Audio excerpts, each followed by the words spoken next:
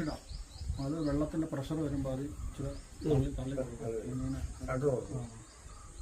അതിൽ Cheruthoni dam, Cheruthoni ഡാമിനുള്ള shutter ഇതിനകത്ത് വെള്ളം നിറയുമ്പോൾ തുറന്നു വിടുന്നത് ചെറുതോണി ഡാം, പിന്നെ കുളമാവ് ഡാം. ഇതെല്ലാം മൂന്നും ഒരു ഒറ്റ സ്റ്റോറേജ് വെള്ളത്തിന് ആണ് ഈ കാണുന്നത്.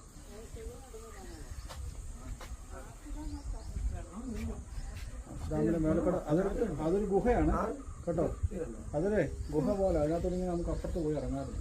അത് അടച്ചു.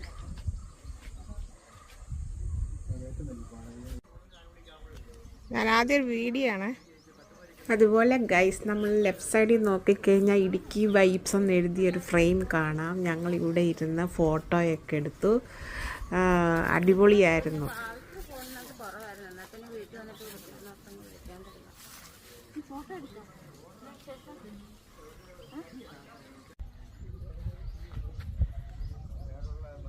അതുപോലെ റൈറ്റ് സൈഡ് നോക്കിക്കേ ഗൈസ്, നല്ല പുൽത്തകിടും നല്ല മനോഹരമായ ചെടികളൊക്കെ ഒരു നട്ടുപിടിപ്പിച്ചിട്ടുണ്ട്.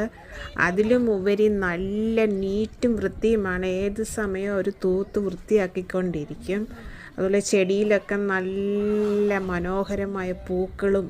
ഞങ്ങളിവിടെ നിന്ന് ഒരുപാട് ഫോട്ടോയും എടുത്ത് റീൽസൊക്കെ എടുത്തിട്ടാണ് ഞങ്ങളിവിടെ നിന്ന് മുന്നോട്ട് പോയി നടന്നുകൊണ്ടിരുന്നത്.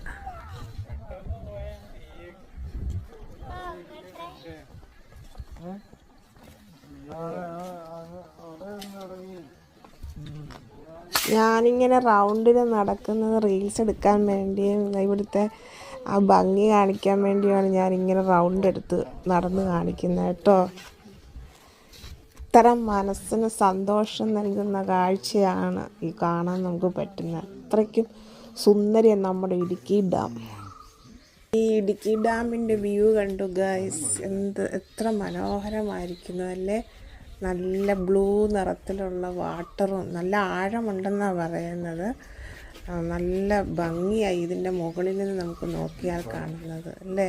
ഇതാ ഭംഗി, സൂപ്പർ വ്യൂ, സൂപ്പർ ഒന്നും പറയാനില്ല.